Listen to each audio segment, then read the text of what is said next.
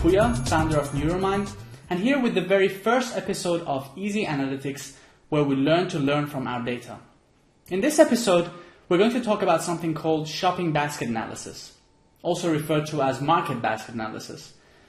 It sounds like a mouthful, but it's really quite simple. What we want to do is to find out what our customers are putting in their shopping baskets or in their carts. What we really want to find out is what items are frequently purchased together.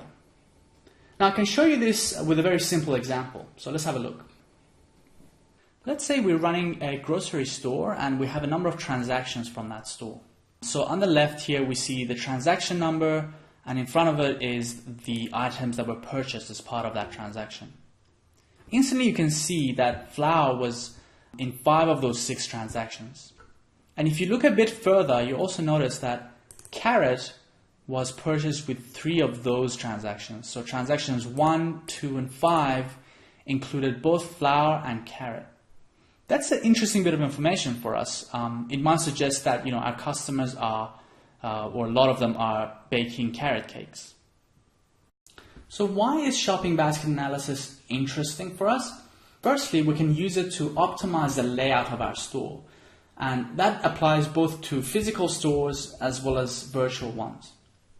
Another thing we can use it for is to make suggestions to the customer. So if a customer comes to your site and starts putting some items into their shopping cart, we can begin to tell them about other interesting products, other products that they may be interested in.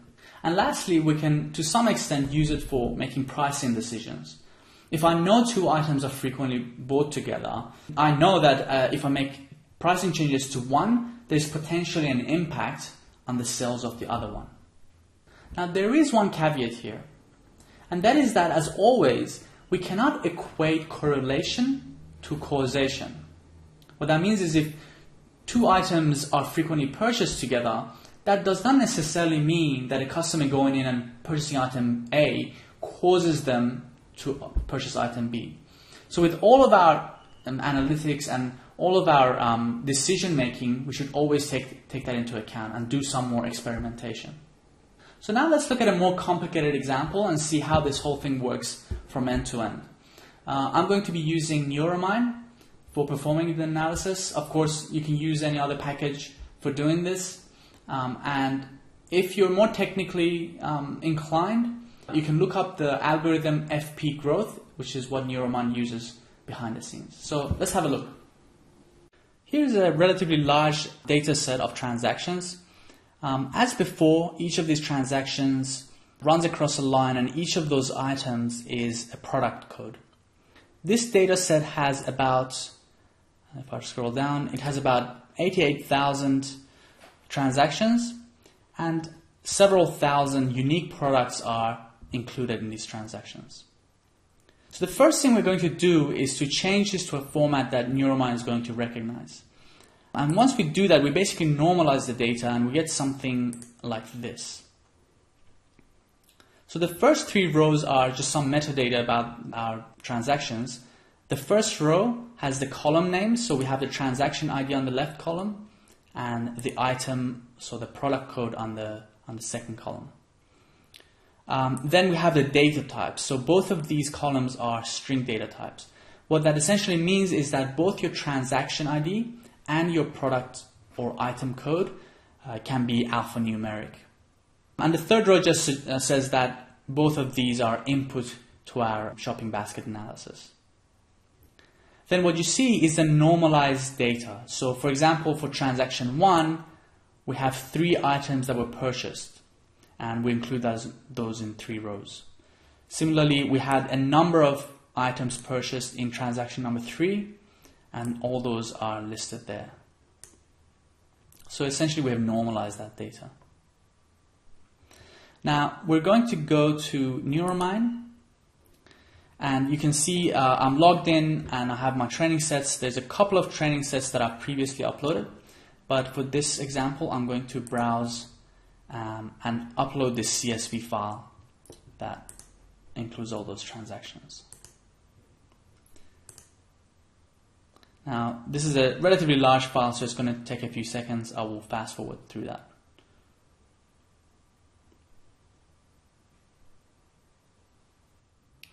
All right, our data set is uploaded. One thing I did not mention previously was that the CSV that I showed you here is open in Excel, so it's in this format, but it is a CSV, so as soon as you save it, it will look something like this. So again, each of those rows are as before in their own separate line, and each cell is separated with a comma. Okay, let's go back to our example.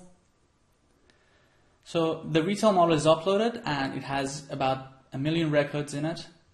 The next thing we're going to do is to train a model. So we'll click Create Model here and we'll select our data set, retail, and we will select Shopping Basket Analysis, which is what we want to do. Now we get given an option here, which is the occurrence percentage. What this refers to is basically what percentage of the transactions a certain combination has to occur in before we care about it. So for example, if I pick 5%, what that means is if a particular combination of items occur in 5% or more of the transactions, then we want to see that, we want to analyze that. But if it's less than that, then we probably are not interested in it.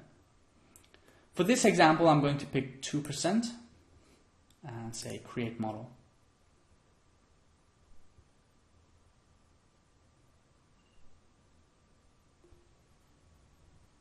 Okay, so the training is completed. We can click on this model and we can get some basic information about that model. So it tells us that it's found 55 baskets, so that means 55 frequent combinations of products. And the minimum occurrence of those baskets were about 1,700 times. So let's actually look at what the model is. So we will go to this Predictions tab and we will select that retail model. Now instantly we see a list of products or items and number of occurrences. So at the top of the list we have some single items. So that tells me that product 39 was purchased 50,000 times. And similarly, number 48 was 42,000 times. So that it includes, single items. But then as you go down, you will also notice now combinations. So 39 and 48 were purchased together 30,000 times. Probably as looking at the top of the list is going to be things that you're already familiar with or are things that are not very surprising to you. But as you work your way down the list, you might start to see certain combinations that are less frequent or things that you might not have picked up on before. So in this case, for example, these three items, 39, 48, and 38, were purchased together 6,000 times. Something else you can do here is to filter. So let's say I want to know people who bought product number 89, what else did they buy with it? So clicking that filters it down, so I can see that it was frequently bought with product number 48, 39, and then both of those together as well. So one question that frequently comes up is, what do I use for those items in my transactions? In this case, we were using product codes or product IDs. And that's a perfectly reasonable choice for those, but it's not going to always work out the best. Let's assume we have a digital store and we are selling 10 models of video camera and we're selling one model of noise cancelling headphones. Now, if people are purchasing each of those cameras, it might be that the combination of each of those camera models and the headphones are actually fairly infrequent. So they might actually be less than that occurrence percentage that we set up in our analysis. And so that would go unnoticed.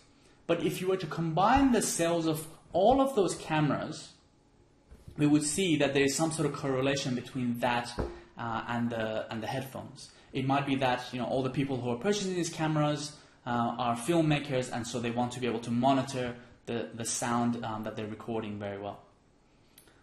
So again, the product ID in this situation is not really ideal because you miss that information. The other thing you could use is a category.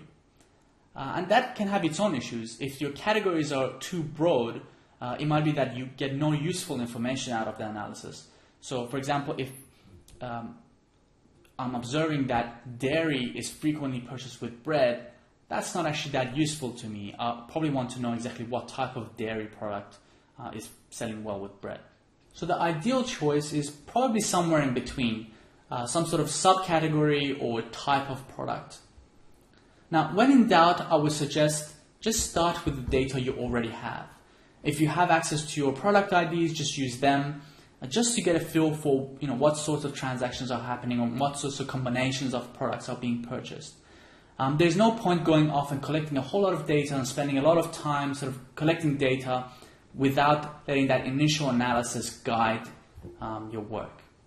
Another question that frequently comes up is how many transactions should I include in my analysis?